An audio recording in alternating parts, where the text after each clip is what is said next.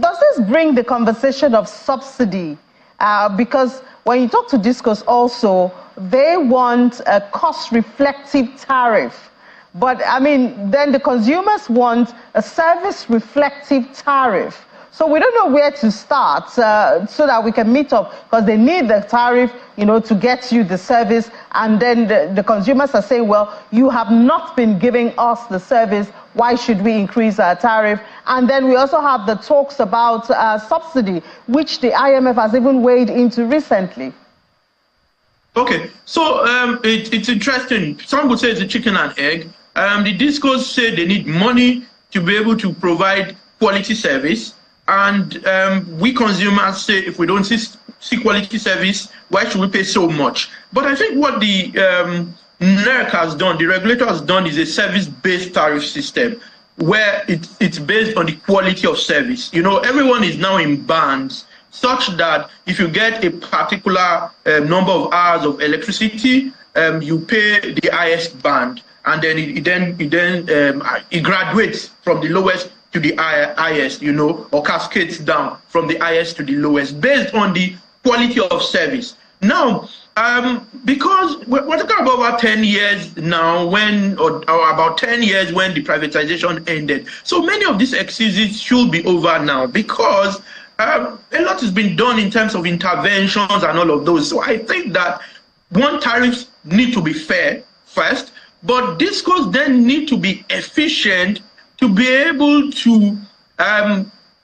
benefit from the highest level of tariffs. The services need to be good for you to benefit from the highest level of tariffs.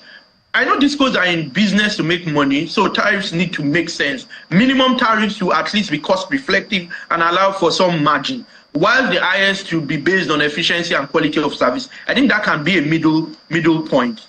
And in terms of the subsidy you mentioned, the truth is that if you look at the 2024 multi-year tariff order, the order issued to each market participant, each Disco, each Genco, that's each distribution company, each generation company, it specifies, particularly for the Discos, what is substantially higher than what we are currently paying. That's where subsidy comes in, and it's been like that for a while.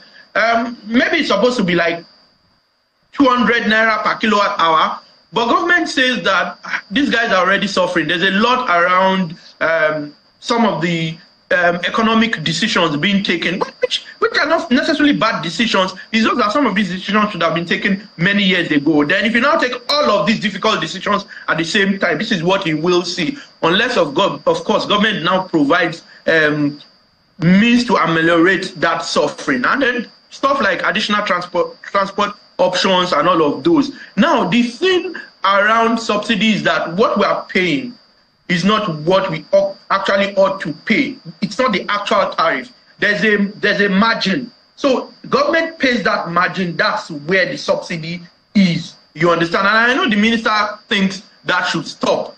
But it's difficult to add that to the challenge Nigerians are currently facing. And I think that's why the federal government still appears to want to continue to pay that difference between what the actual tariff should be and what the Electricity Commission has allowed the Discos receive from consumers. So that's where it is. Whether it's sustainable in the long term is a different conversation anyway. Yes, I mean.